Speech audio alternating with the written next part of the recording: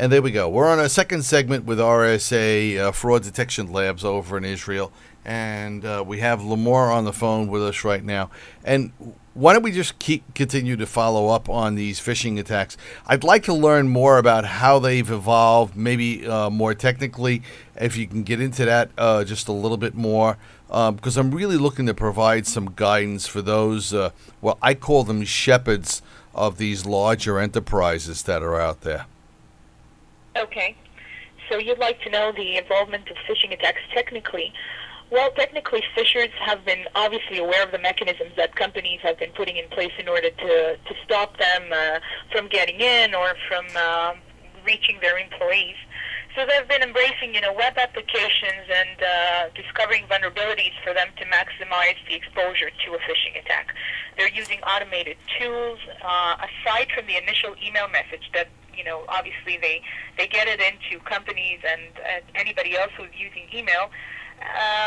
They obfuscate the name of the sender. They make it look like it's coming from inside the organization, and they contain the phishing URLs in abbreviated form or in a covered-up form, a spoofed form, so that they can have people believe the credibility of the link and actually click on it. The more crucial part of the attacks is actually the hosting, which has been the part that has most evolved, because they need to keep it alive, and that's how they're getting people in and getting more credentials. Hence, the hosting has been the more important part of it. Okay, so get into that a little bit. So far as the hosting piece of it is concerned.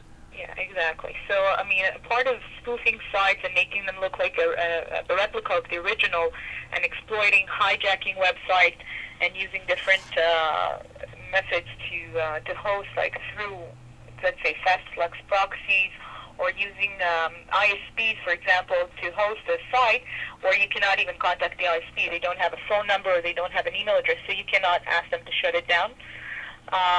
They've been using local HTML. So that means that the person gets the email, sees an attachment, clicks on it. The phishing attack is actually opening locally on the person's computer. So even if they're looking at the navigation bar, all they see is the location from which it's opening. They cannot tell what the origin of the attack is. It looks real. The logos are very clear, and there is no way to tell, really. And if the person fills out the form and sends it out, well, they've sent it to a phisher without knowing. Other ways of doing this would be local farming, in which the computer, instead of resolving to the site that the victim is looking for, it's actually sending them directly to a phishing attack. So the person believes that they have navigated to the right place, but they're actually going somewhere else. Yeah, and I guess the tricky part about this is more for I guess the consumer and non-technical people, is that while it looks like they're going to the regular URL, at the same time behind the scenes that they're not seeing is code that's executing in the background of the machine and connecting the communication channels so that they can either upload or download more source code, and then their machine becomes infected. And these days, it's not about shutting down machines; it's about taking over machines.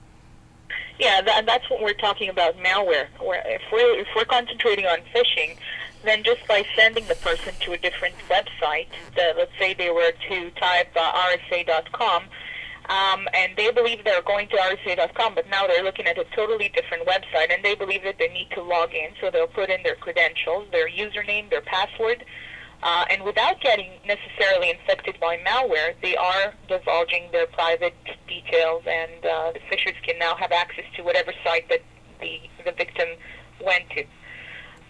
Sure, and once they have those keyloggers up and running, you're pretty much done. You might as well. Keyloggers are also a Trojan mechanism. That's right. Yeah, you're done. All right, Lamar, thank you very much. This has been very informative today. We certainly appreciate it, and we look to hear more from RSA Security as we go on in the future.